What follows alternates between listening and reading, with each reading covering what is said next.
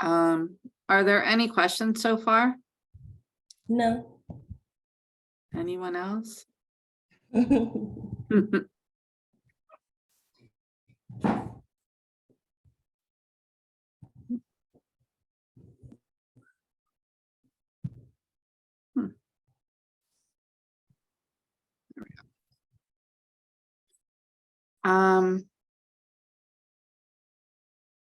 We are on section 1.4.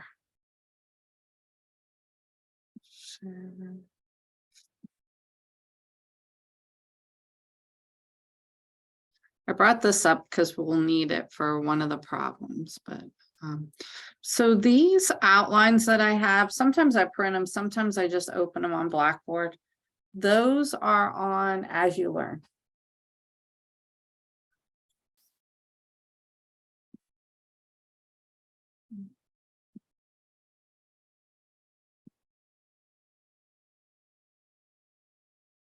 So when you go on As You Learn, if you go right here, outlines used for class, they're right here. And the conversions that I said you should know are right here. Now, of course, you can have a formula sheet, so you could just print that and have it out for you. Because we're online, I'm not going to say that you can't use it, because I'm sure someone is going to use it. So you can use it, but these are the ones you want to be comfortable with. And today we're doing section, hopefully all of section, maybe most of section 1.4.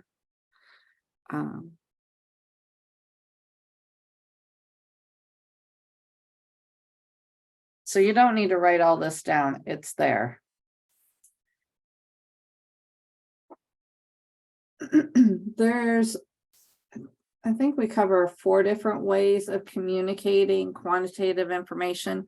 Quantitative just means numerical. Doesn't always have to be quantitative. It can also be qualitative, which I have the formulas for those a little later when we graph. But quantitative is a numerical value.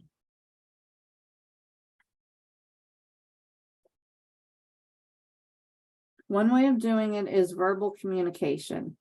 And usually this one's nice when you're only finding one answer or two.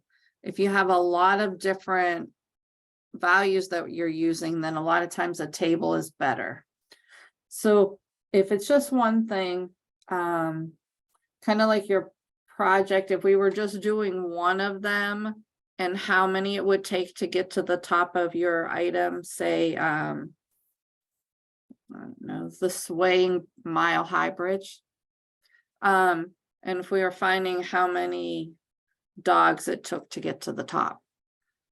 If that's the only thing we were doing, then verbal communication would be nice.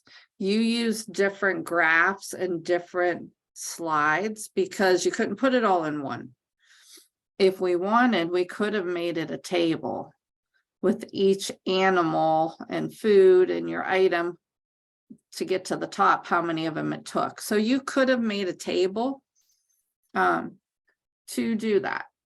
Because there was so many, you wouldn't want to say it takes 500 dogs and it takes 1,000 ears of corn and 2 Statue of Liberties all in one sentence. When it's too many things, then a table is better. One case where there's one, and I wanted to go over an example with it. How many people are needed to hold hands around the world? Well, if we were going to find this, what's the first thing we'd need to find? Distance around the world. Yep. And the average size of people. Yep, both of those. So distance around the world, that's why I brought up that last sheet. And you'd want distance around the world, as long as it is a circle, would be the circumference.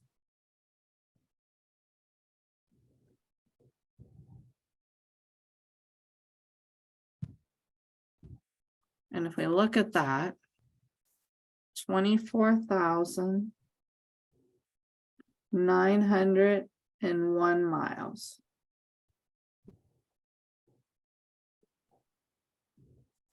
So now we know that. What do we think the approximate arm span is? Let's say the average person's like 5'8", so 5'8". Okay. Does everyone agree with that? Sounds good to me. Okay. And what units were we talking about? Feet. Yeah, hopefully. So that's why you got to remember that those measurements are important. I mean, we assumed that she meant feet, but we don't know for sure. I hope you did. Okay, so this is feet and this is miles. Well, we'll start with this though.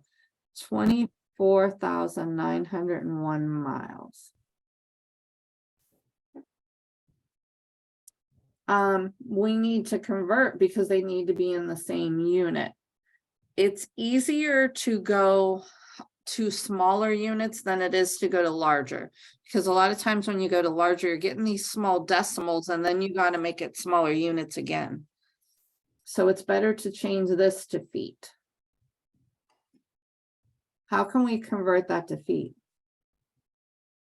Multiply it by 5,280. And the reason we're multiplying it because 5,280 feet is 1 mile. And we want the mile in the bottom because we already have this one on top and we want them to cancel.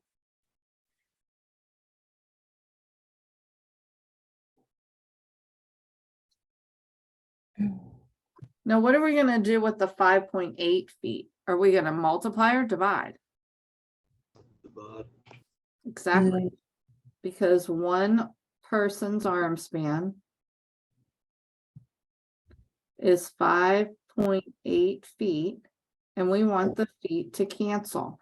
So when you're not sure, do I multiply by that 5.8? Do I divide? Make the proportion and it just comes right out. You don't have to think about it. We needed feet to cancel, so it went in the bottom.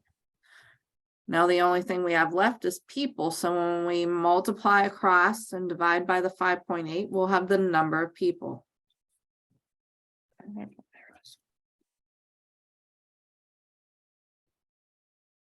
22,668,496.5. Would we round up or down for that one? I don't know. What will we do? Well, I can't have half a person, so someone's Correct. got So to we got to stretch. do something. Now, of course, here, let me write the number down first. Now, last class, we talked about this being too precise, and it probably is, but this would be part of a person. Now, even if it was a 1 here, if we didn't round up, chances are we're going to come a little bit short. Although it's like some people are a lot shorter, some are a lot taller. It kind of evens itself out. And the reason we're saying height is your arm span is approximately your height. So if you measure fingertip to fingertip and then measure your height, they're going to be pretty close. But yes, we would have to round this up to a person. No matter what the decimal is, if we wanted to be precise, we should round up. Otherwise, we could come a little short. So with precision, do we almost always want a whole number?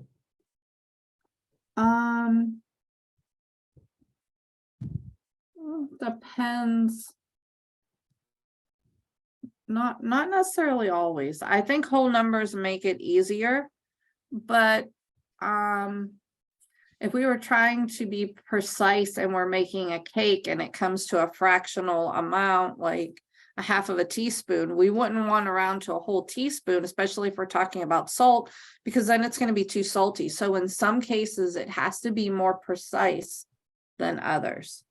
But when you're talking about people, you can't have part of a person. Or if you were talking about building a car, you're not going to build half of the car. So in those cases, you would have to round up. So we have 1,000, million. I would probably round this to 22.7 million.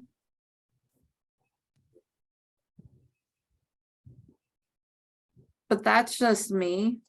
23 million would also work. So if I'm not specifying and you're writing a paper on this, it is up to you what you round to.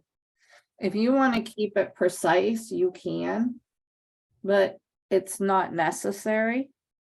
It's going to take about 22.7 million people, or it's going to take about 23 million people. Do we have enough people in the United States that we could do that?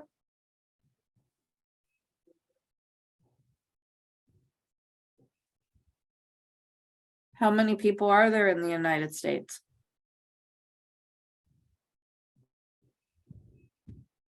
Approximately 330 some million.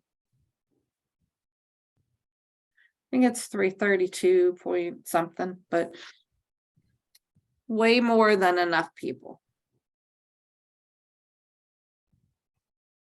Any questions on that?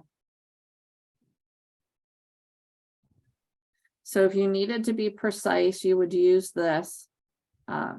Another thing, this is precise. We could have dropped that to a 0 here and just used 24,900. And 5.8, we could have done 6. Just make sure you're showing your work. And when you're rounding, you use this symbol.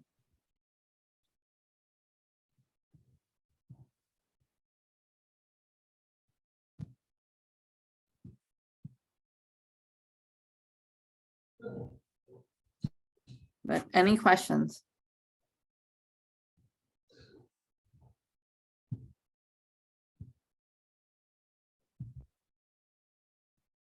Tables. So when it's just one thing, you could just use it. We would write that in a sentence. I didn't write the sentence out, but you should write it in a sentence. It would take approximately 22.7 million people to hold hands around the world.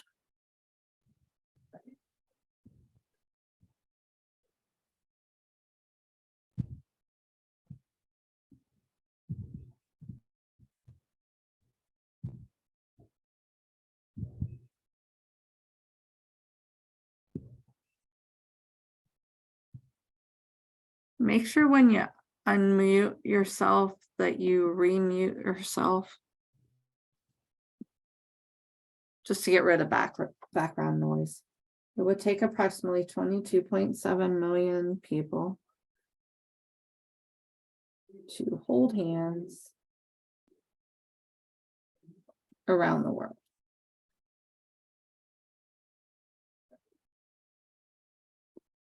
If we were writing an article for the newspaper, we wouldn't want to put this number because people aren't going to read all of that. But here it's easier for them to see this as millions. If they look at this, then they have to think the first 3,000 million. Okay, now we're talking about millions. Because just looking at a huge number, you don't always know the units. You got to look at it closer. So this is a little easier. Any questions? No. Tables. Another way, when we have more items, 3 or more usually, are involved than just one text, it gets cluttered. And so you can use tables. For instance, here they're talking about 5 years. There was actually 10. It's in your book, but I cut it down, save space. And they're talking about in billions. Notice they didn't write the whole thing in billions. They just rounded it 4 places to billions of cubic feet of gas that's being used. And then this is each quarter. So when you have a lot of different things you're talking about and comparing, a table works better. Now there's some rules. We'll just roughly go over them. I mean, you can always look at them, but when you're presenting 3 or more information, table is better than a verbal presentation or a couple sentences. Presenting information in a table is most helpful when the reader will need to look up individual values. Like if we needed to know how much was used in the second quarter in 2012, then we can find that individual value. If we need them totaled, then you would just total them and not even use that. But when they need individual values per year, this table works out. When you're looking for patterns and like whatever your important part is, you usually want that to go in your column.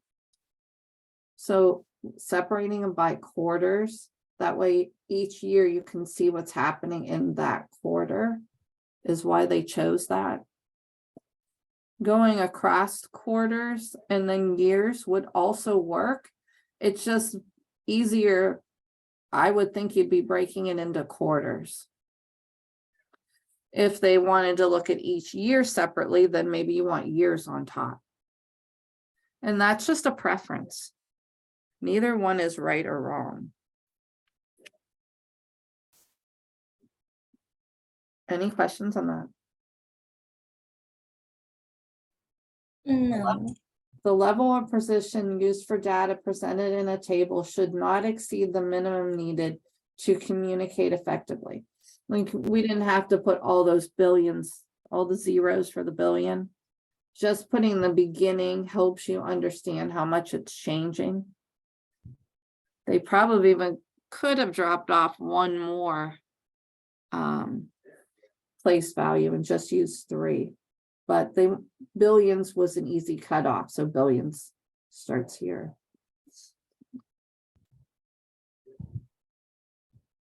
So it's very large, like this was large, then you want to round off somewhere. So we could have just used millions.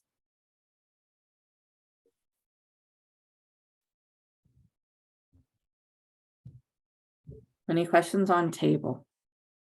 We're going to do a table. Let's see if I wanted to show you some other terms first.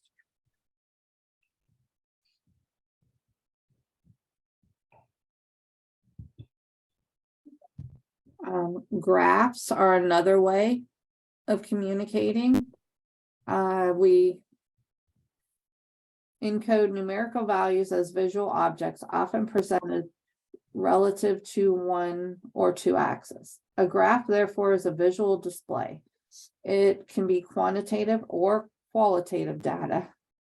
And there's different kinds. The ones we're going to look at right now are a bar graph, a pie, a scatter plot, and a line. This one, it's probably on the next page, but uses frequency, how many of each. A pie chart is supposed to use percents. The one in your book uses numerical, but you still need the percents in order to graph it. A scatter plot compares 2 different, I think I do have these written out.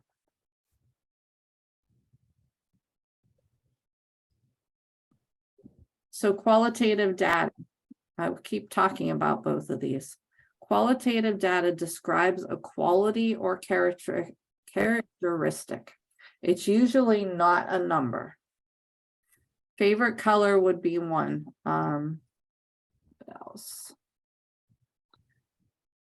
Pet, dog, cat. So when you're giving an answer, you're giving an answer that is not a number.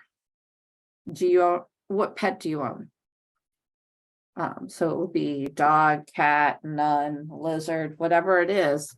It's not going to be a number. Hair color.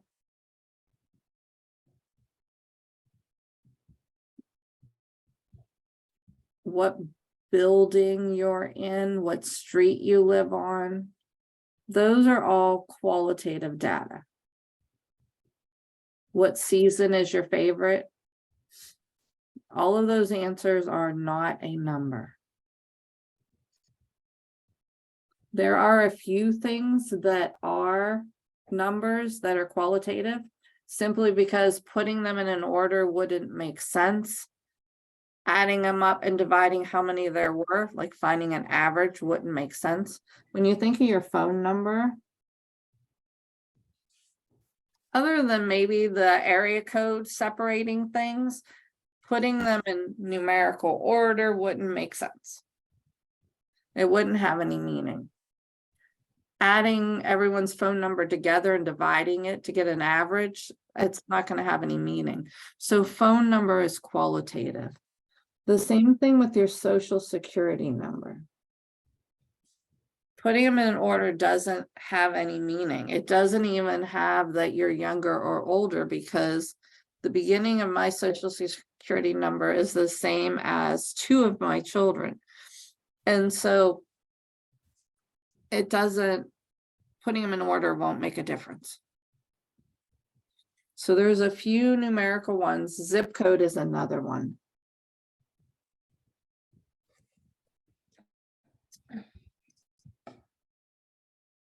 So Would there's, like a radio station be one, like 102.1? yeah, the radio station would be the radio station number would be qualitative, because adding them together and dividing by how many there are wouldn't be a real average.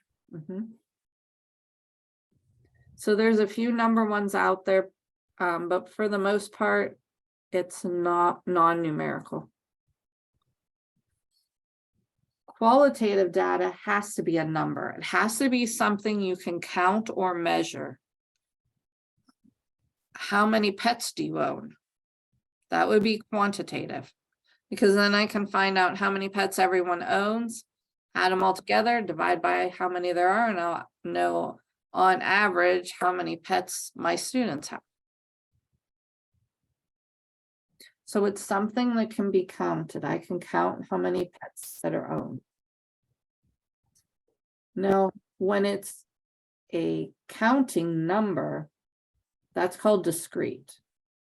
1, 2, 3, when it's always a whole number. How many people are in the classroom? That's countable. You're not going to have, like we said in the last problem, half of a person. So if you can count them and you end up with all numerical values, counting numbers, then it's discrete. Continuous is still numerical, but it can have decimals and fractions. Your height isn't going to be a whole number if you're talking about feet. It's going to be feet and inches. It's you can have decimals in there or fractions. When you're measuring cooking, you're talking about fractions. Half a cup of sugar, 1/4 of a teaspoon of salt. So you have all those fractions in there. Those are continuous data. So discrete, you can count. Continuous time works really well in continuous. So if you think about when you go into the store, we have the number of registers to check out and the time we're in line.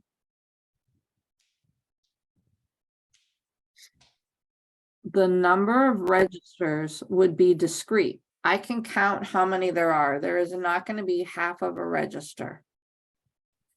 So the number of registers is discrete, where the time I'm in line is continuous. I could be in line for 5 minutes.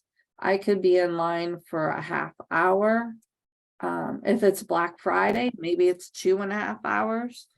But the time can change. It can be decimals and fractions, where counting registers has to be a whole number. Any questions on discrete and continuous? So the only difference is discrete is a whole number and continuous is anything other than a whole number? Continuous can have whole numbers in it, but it can also have decimals and fractions. So continuous can be discrete, but discrete can't be continuous? Yes. Okay. So if your answers can have a decimal or a fraction with it, then it's continuous. If it cannot, like if you're counting how many TVs are in a house, that's going to be discrete because there's no way of getting part of one. Well, maybe at my house because my son cut one in half for a video, but for the most Why? part, it's a whole number. Any questions on that? Your son sounds like a wild card. His videos are a little wild, but yeah, he had a sledgehammer and my son hit the TV with the sledgehammer and I didn't realize because it was an older TV, the cylinder and it could blow up. And there was this huge bang and everything just flew. They had protective gear on, everything was fine. And the camera was outside of the garage, but still. So you could have part of a TV, but it's not going to be working. Anyways, when you're doing different graphs, sometimes you cannot have continuous data, or in a histogram, it has to be continuous data. So then discrete doesn't work. And that's what you need to be careful of. So when you have a bar graph, most of the time it is qualitative data where your book is showing it numerical.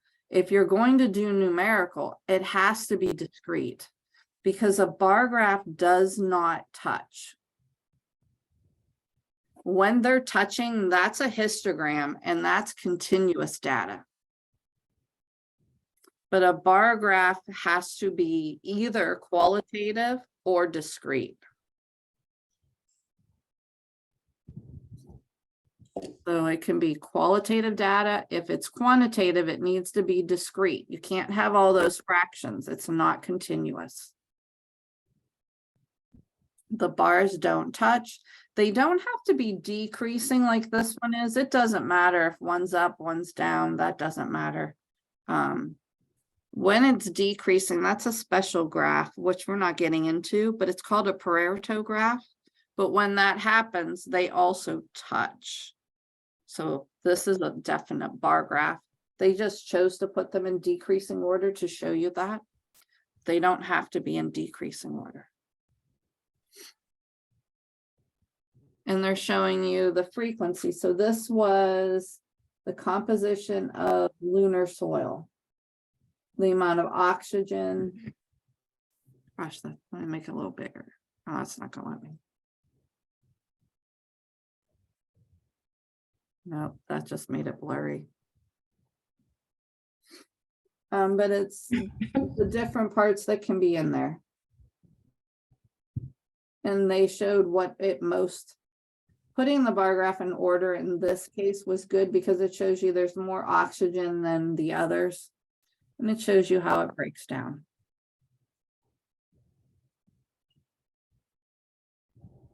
Any questions on that? No. So this is using how much of each, and this was the amount of concentration.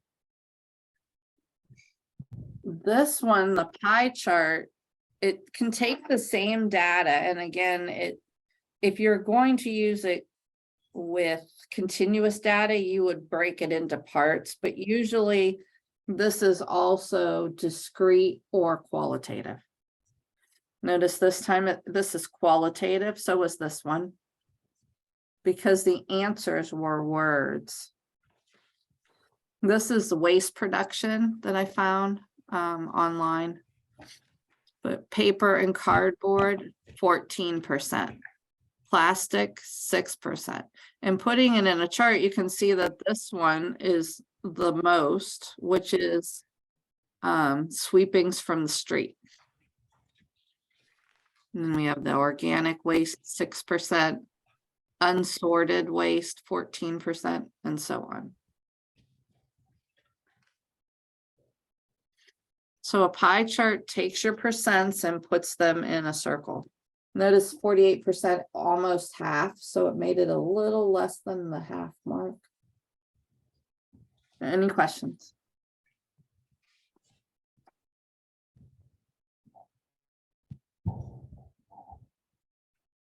Another graph is a line graph. Usually line graphs represent time, where you have your time on the bottom. And then whatever you're measuring, in this case, it was how much, what percent of people were recycling each year. So in 2008, we were about 25%, 2009, about 31%, and so on. And it shows you how recycling has changed through the year. And notice how it's dropping. Any questions on that? So a line graph usually shows you something over time. It doesn't have to be years. It can be days. It can be hours, weeks. Any questions? No. Scatter plot. A scatter plot's used when you have two things that you want to measure, like the height of the wave and the number of surfers. And if I want to see if there's a relationship between that. So it's two different items that you want to see if there's a relationship. And what they're doing is these little dots would be those points. For instance, if the waves are 5 feet, maybe there's 10 surfers. So then it would be 5 foot waves. So you go up 5 and up. I mean, over 10 foot wave. Wait, I said 5 foot wave. That's right. There's a 5 foot wave and 10 surfers. And we think the height of the waves represents how many surfers there are. We'd go over 5 and up 10 and put a point. And then another time measuring how high the waves are and how many surfers. And so then they plot all these points and see if there's a relationship.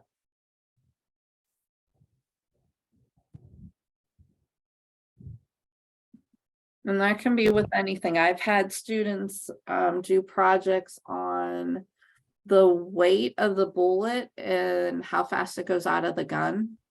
I've had them do tattoos, the size of the tattoo and the price. And by measuring those, you can see if there's a relationship.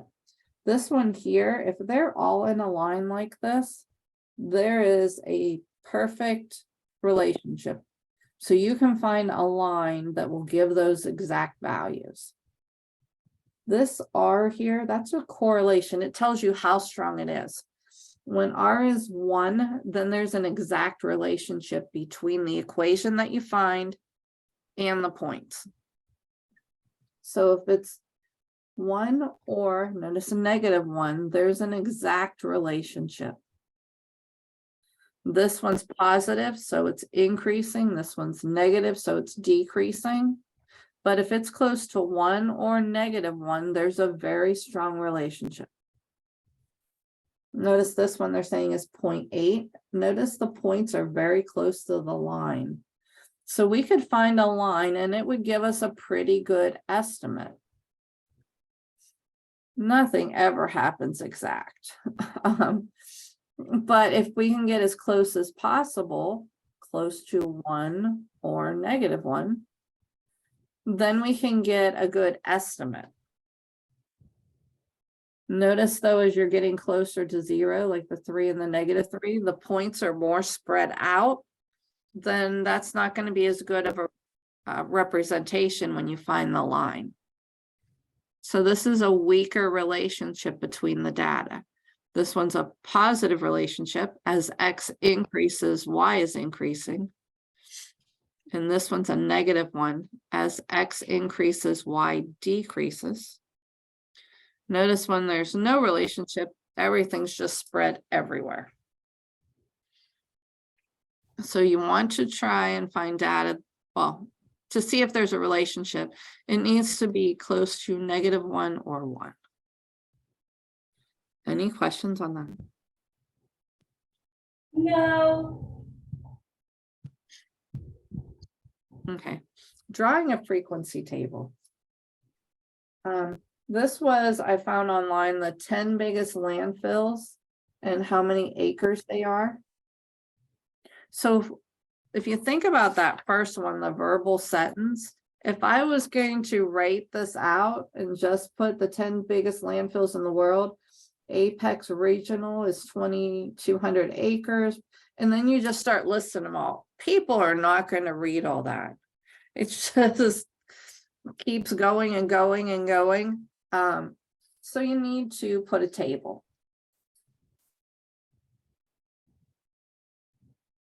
What I did was I listed each one and I put the acres. Now for a bar graph, that's what we would need, the number of acres. And we're going to do a bar graph and a pie chart. For the pie chart, you need the percents. To find a percent, you take the amount divided by the total. And that's why I added them up here. I added down. So then to find this value, it was the 2,200 divided by the total. And then multiply by 100 to make it a percent. And the next one would be the 927 divided by the total. And multiply by 100.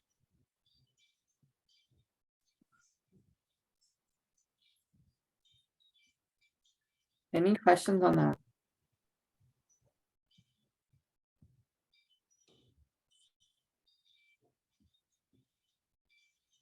So each one, you just take this number, divide by the total, and multiply by 100.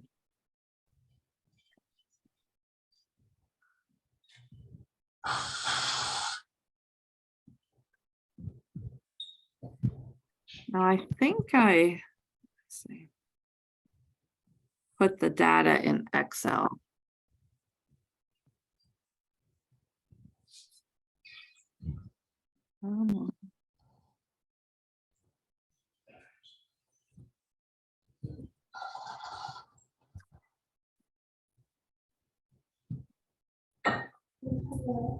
There we go.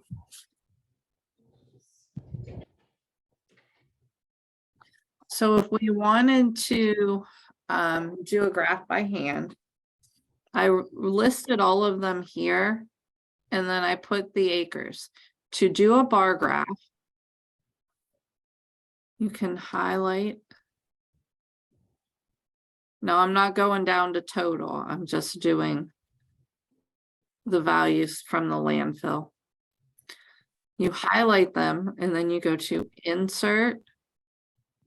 And then, of course, this is in my way. There we go. Right here's the bar graph.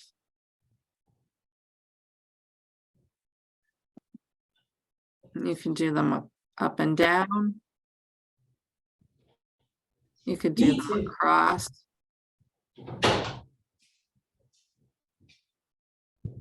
Kind of like that one.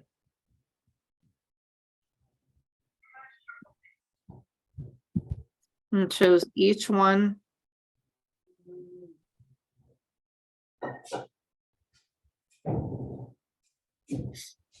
Any questions on that? So you highlight the data, you go to insert, and then there's different ones, whatever, let's see, shade you would want. You can change the colors of the bar. You can have lines. Oh, that one looks pretty good.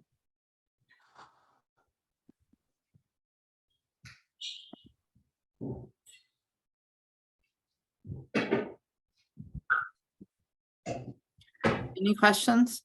Then you could change this if you wanted, just click on it and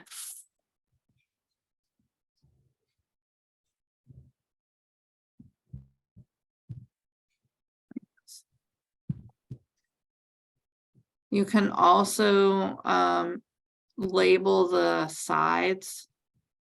If you do not have a plus here, like to label access titles,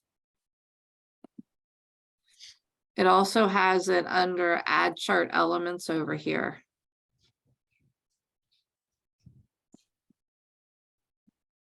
There we go.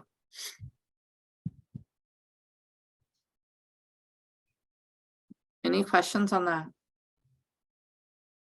No. Now the pie chart, if we were going to graph the pie chart by hand, we'd need these percentages. So 30% would have this much, would be this one. 12, almost 13% would be this one.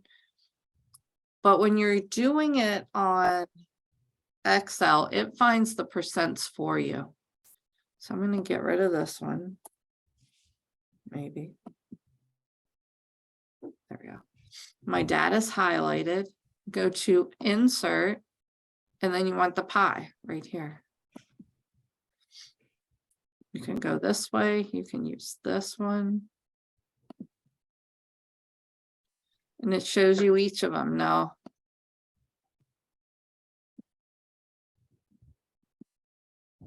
I make this larger. There we go. It'll show all of them.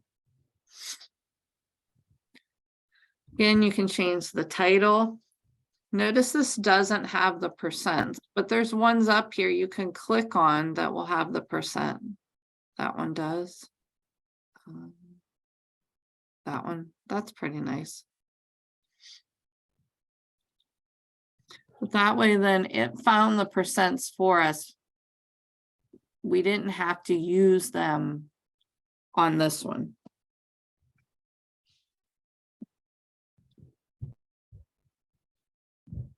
Any questions on that? Now, if you don't have Excel and you want to create these graphs, I found free ones online you could go to also. I think I typed create pie chart. Forget which one I was using, and it worked really nice.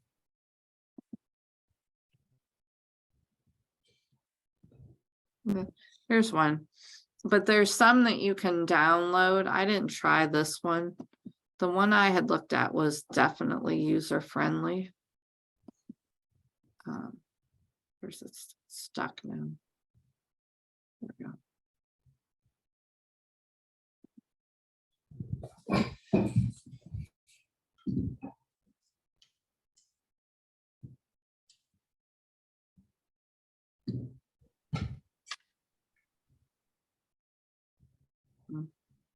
I don't know. It says it's free, but I don't know. I'll have to find. I kept the link somewhere, but if you need it, let me know.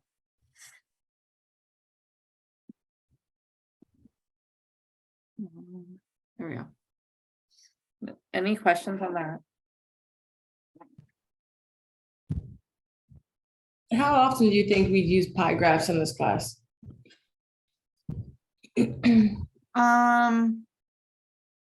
You'll need to be able to make pie charts, and probably you'll need to use them. There'll definitely be a project that you have to do them on. Now you can also do them on Google Sheets. I don't know, I've never tried them, but I know a lot of my students have used them. So if that works better, you can use Google Sheets. Timeline. It's okay on here, but it's not the best thing. It is this one. Yeah. But it did too. Instead of putting the years down here, that one didn't.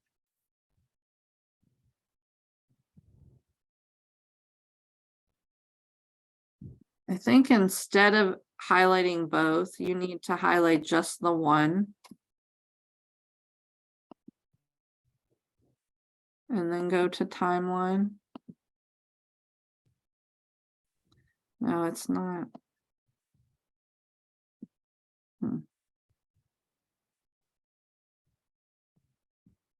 I forget which one I used.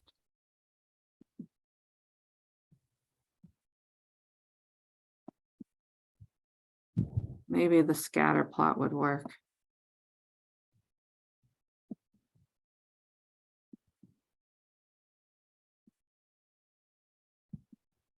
There we go. So you need to use the scatter plot one. Under insert, it was this one, the scatter plot. And then you want the one with the lines, straight lines. That way, then it put my years. And it put the line. So that's what a timeline would look like.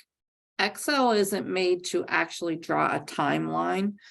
And so you need to use the scatter plot.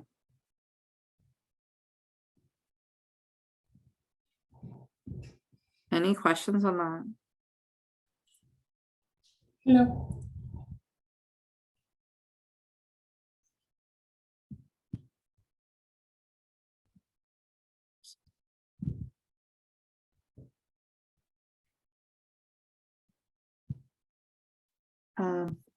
Scatter plot, what time is it?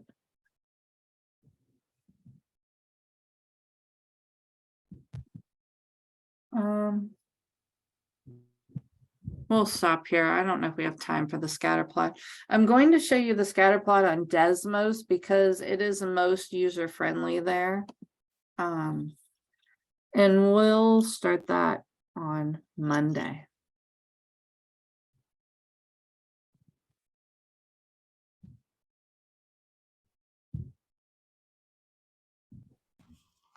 Any questions?